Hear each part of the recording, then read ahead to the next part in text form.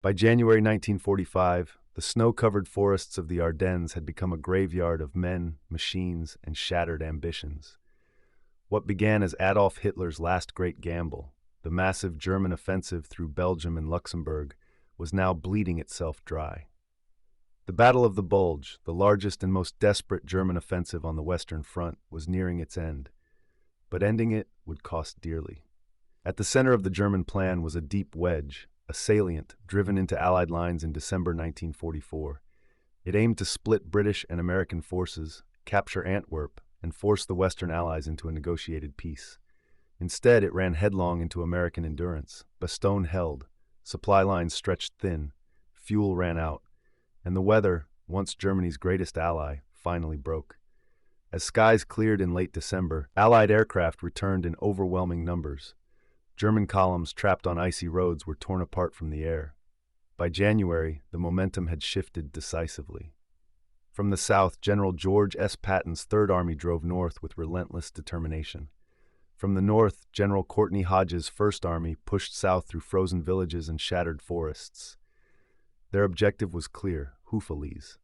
This small Belgian town marked the center of the German Bulge. If American forces could meet there, the salient would be cut in two, trapping German units and sealing the fate of the offensive. The fighting was brutal beyond description. Temperatures plunged below freezing, weapons jammed, frostbite claimed as many soldiers as enemy fire.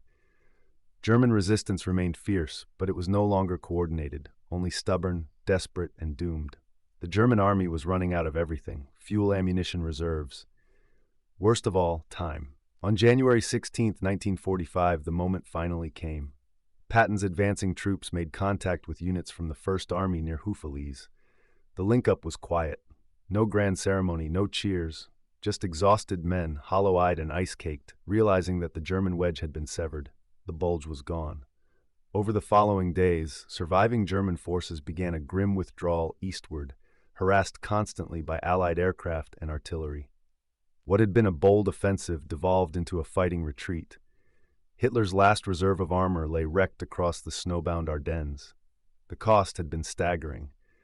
The United States suffered over 80,000 casualties, killed, wounded, and missing, the largest loss in any single battle of the war for American forces.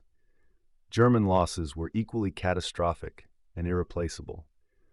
The Wehrmacht never recovered. The end of the Battle of the Bulge marked more than a battlefield victory. It shattered the myth that Nazi Germany could still change the course of the war in the West.